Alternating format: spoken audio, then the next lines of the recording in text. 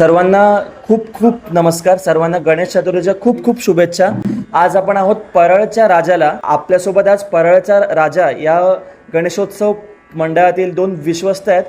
तुम्हाला खूप खूप धन्यवाद. तुम्ही वेळात वेळ काढून आज ही संधी दिली की तुमचं मनोगत आम्ही घ्यावं. मला फक्त एकच छोटा प्रश्न होता की इतकं मोठं सण आहे, इतकं मोठं परळच्या राजाने इतकं मोठं स्पॉन्सर्स येतात आणि यावर्षी तुम्ही जसं अयोध्येचं राम मंदिर एवढी मोठी प्रतिकृती तुम्ही उभारली आहे, ते प्लॅनिंग टू एक्झिक्युशन असं कसं तुमचा प्रवास होता ते फक्त मला जाणून घ्यायची इच्छा आहे. आधी सुरुवात आज आमचं 19 वर्ष आहे यावर्षी आणि कार्यकर्त्यांनी आम्ही हल्ली 4-5 वर्ष आम्ही अशी थीम बनवतो अनुसरून, म्हणजे जसे अवतार असतील प्रभूचे तसे आम्ही तशी थीम बनवतो. तर गेल्या वर्षी पण आम्ही जय मल्हारची थीम केली होती, म्हणजे आगमनापासून विसर्जनपर्यंत आम्ही अशी थीम बनवतो. तसं ह्यावर्षी आम्ही प्रभू श्रीरामची थीम बनवली.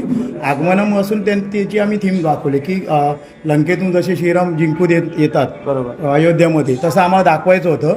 त्याप्रकारे ते जिंकून आले आहेत आणि आमच्या मंडपामध्ये ते विराजमान आहेत आणि तिथून ते म्हणजे अयोध्येमध्ये मग आम्ही अयोध्या मंदिर बनवलं आहे. म्हणजे कार्यकर्त्यांनी तशी इच्छा होती की यावेळी आपण राम मंदिर अयोध्या बनवूया म्हणून, त्याप्रकारे बनवलं आहे. म्हणजे तसंच आम्ही विसर्जनपर्यंत त्याचा तो देखावा दाखवणार, म्हणजे भगवादारी, भगवा गुलाल उडवणं, म्हणजे अशी कार्यकर्त्यांना आम्ही सगळ्यांना अशी कामं वाटून दिली आहेत. त्याप्रकारे ते अयोध्याचंच असं वाटलं पाहिजे, परळ अयोध्या वाटलं पाहिजे पूर्ण भगवादारी. त्या हिशोबाने आम्ही सर्वांना ही कामं दिलेली आहे कार्यकर्त्यांना आणि त्याप्रकारे आम्ही ते नियोजन केलं आहे विसर्जनपर्यंत. अतिशय सुंदर अशी काय म्हणतात स्वतः श्रीराम अवतरलेत असं ते आम्हालाही होतं. आगमनाच्या दिवशी पण आम्ही अयोध्येत जेव्हा श्रीराम येतात लंकेवर जिंकून, तेव्हा त्या दिवशी दिवाळी साजरी केली जाते.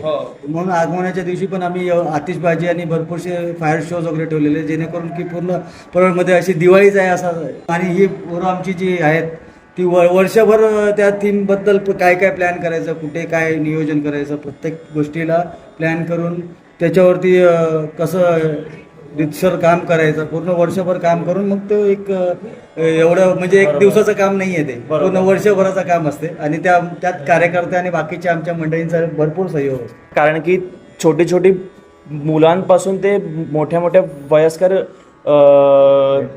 व्यक्तींपर्यंत सगळे त्या कामांमध्ये असतात. छोटीशी फक्त विनंती आहे, फक्त तुम्ही प्रेक्षकांना आपल्या या गणेशोत्सवाबद्दल आणि आपल्या हिंदू धर्माबद्दल काही सांगू इच्छितात? जे भाविक येतात ते भाविक अति उत्साहाने येतात आणि यंदा म्हणजे वयोवृद्ध तर दरवर्षीच असतात, पण यंदा जे यंग जनरेशनचा जो उत्साह बघण्यासारखाच आहे. म्हणजे भरपूर लोक खास गणपती बघायला येत आहेत आणि अयोध्या ज्यांना तिकडे जाता येत नाही एवढं खर्च करून अयोध्येला, तो आम्ही इथेच परळ नगरीतच साकारण्याचा प्रयत्न केला आहे, जेणेकरून इथेच लोकांनी बघून आपलं म्हणजे इच्छा पूर्ण करावी, तिकडे जावायची. म्हणजे ते जातीलच, पण इथे एक त्यांना एक आम्ही सोय करून देण्यासारखा प्रयत्न केला की बाबा इथे अयोध्या उभी करूया आणि लोकांना ते दर्शन इथेच मिळेल. तुम्हा दोघांचं खूप खूप धन्यवाद. तुम्ही इतका चांगल्यापणे आम्हाला सहकार्य केलं आहे. गणपती बाप्पा सर्वांनाच खूप खूप आशीर्वाद देव आणि असंच